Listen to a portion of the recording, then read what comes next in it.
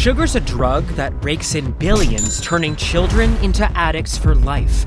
It's in every drink and snack in your local grocery store. It's snuck into food that isn't even sweet.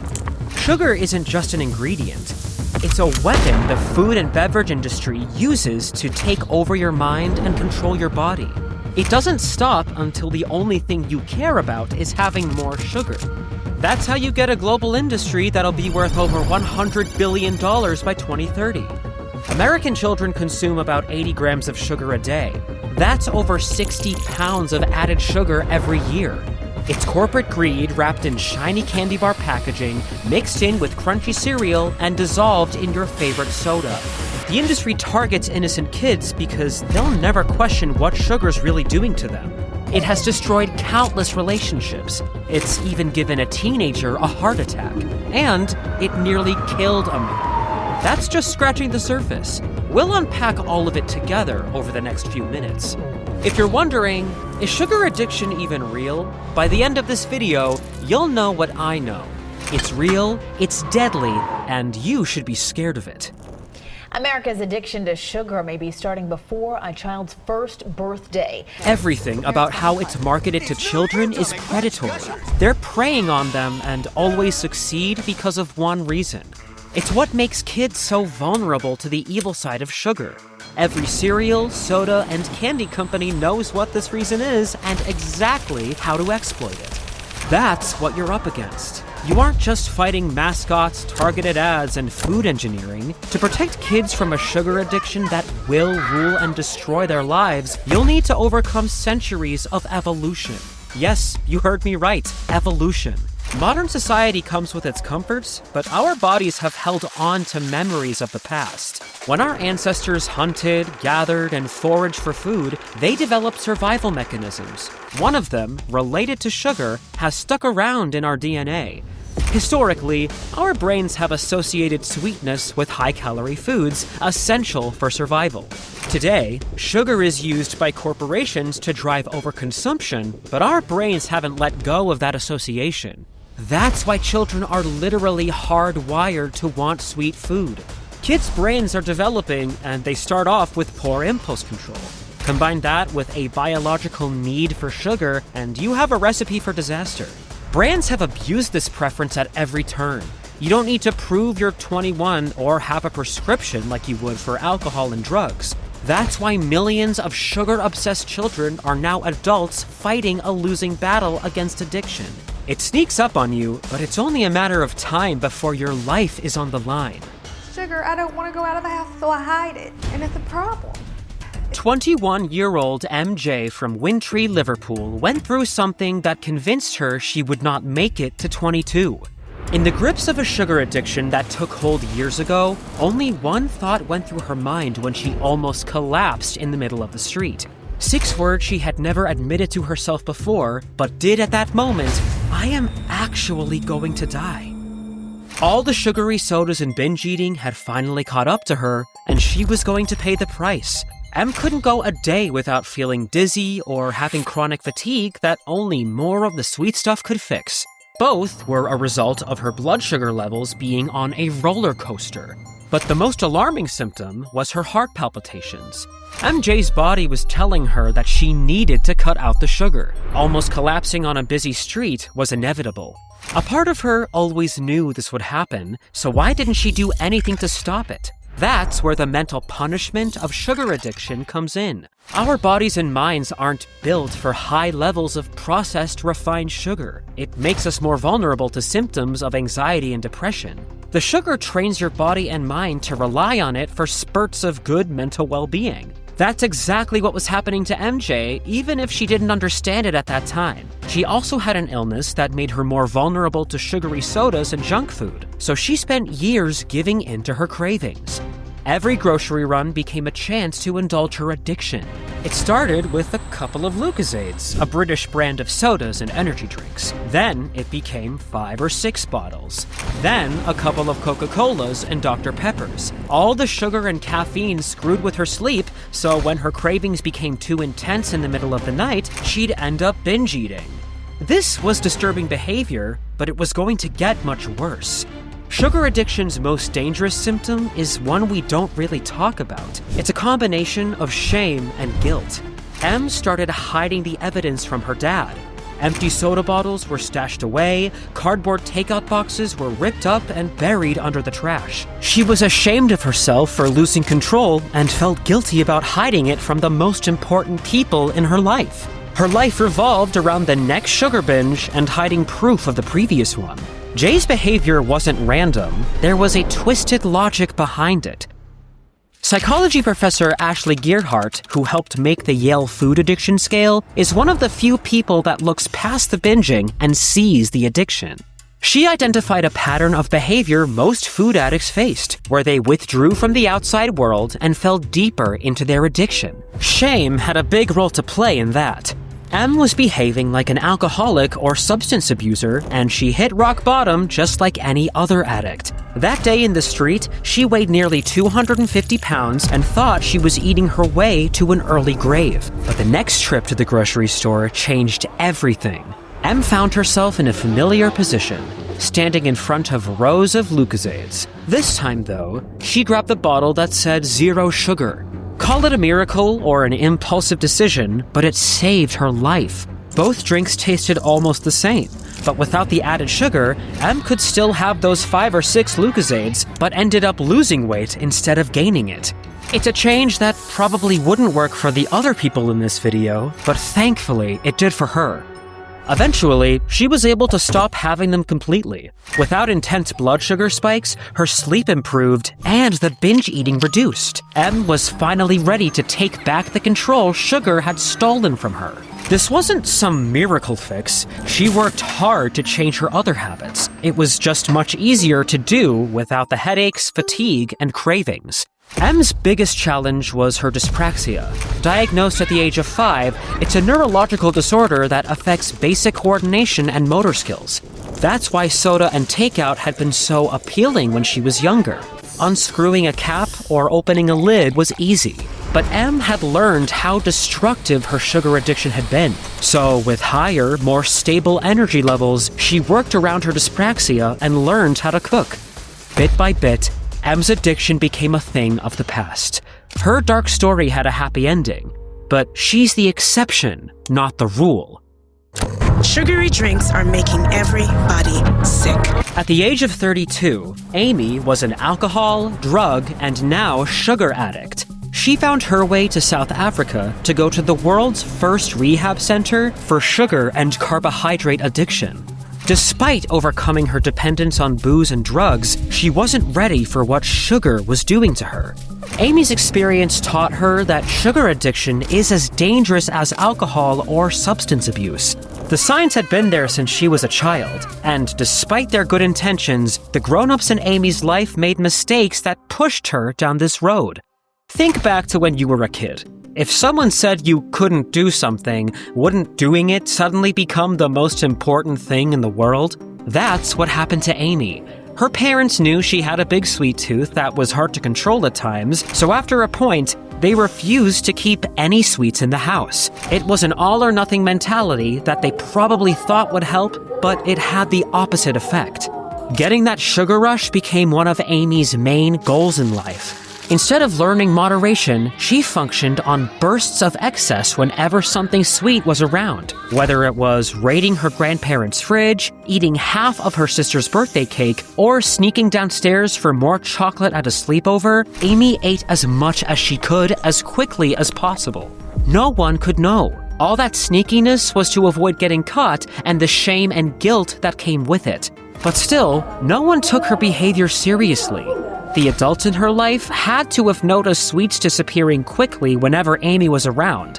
That innocent love for sugar trained her brain to crave huge waves of dopamine. If someone had stopped long enough to examine her behavior, maybe she could have avoided addiction entirely. That's right, not just sugar, but drug and alcohol addiction too. Things got worse when Amy became a teenager. She realized she could function on Haribo and Diet Coke. To her mind, with its broken dopamine reward system, it was a win-win. She got her hit of sugar without gaining any weight. But then came the alcohol and substance abuse. I can't comment on whether sugar worked like a gateway drug for Amy because there's not enough information. But I can tell you one thing for sure, sugar made it so much easier for her to develop other addictions. Picture a teenager whose brain is conditioned to massive bursts of dopamine. Then add alcohol and basically any banned substance into the mix, you end up with a kid chasing a high every day of her life. And the sugar made it easy. Whenever Amy was hungover or had a downer once the drugs wore off, she turned to sugar to pick her back up. It gave her the quick dopamine release she needed to do it all over again. And that's why she did it for years. Sugar helped her stay an addict. When Amy eventually got clean, she hoped her life would turn around. But it didn't. It stayed exactly the same. Despite no alcohol or drugs in her system, she was still moody, irritable, and unpredictable. When she woke up in the morning, Amy still felt hungover. There were days she couldn't even get out of bed. It didn't make any sense. Why was this happening? The answer's simple. She just swapped the harder substances for sugar. With no other vices, she finally saw how it was ruining her life. But there was a problem. Amy loved her addiction. She destroyed relationships over it, lied, cheated, and stole to get her fix. It controlled decades of her life. She was ashamed because she put in so much work to better herself, but still wound up an addict. But that was nothing compared to Amy's guilt. She'd put her loved ones through so much while she battled addiction. That chapter of her life was meant to be over. How was she going to tell them it wasn't? Amy overcame those strong feelings and finally found the courage to tell her family. It was a pivotal moment in her fight against sugar addiction, and she needed their support more than ever. She didn't get it. When she admitted to being a sugar addict, they laughed at her, and that's the biggest problem. Sugar addiction is treated as a joke, a punchline to justify eating half a cake in one sitting. But it's not. On some level, we know it too. Amy's parents stopped keeping sweets at home when she was a child. My parents kept an eye on how much candy I ate. Yours probably did too. But that happened because they believed too much sugar is bad for you. They never stopped to question why. Regardless, at least they tried to protect us. What kinds of kids would we have been if our parents gave us all the sugar we craved? Any answer you or I have would be hypothetical, but that's not the case for everyone. Especially not 3-year-old Harley Evans, whose addiction reveals a darker, twisted side to this entire situation. Harley Evans lives in Runcorn. There's no battle here over fruit and veg.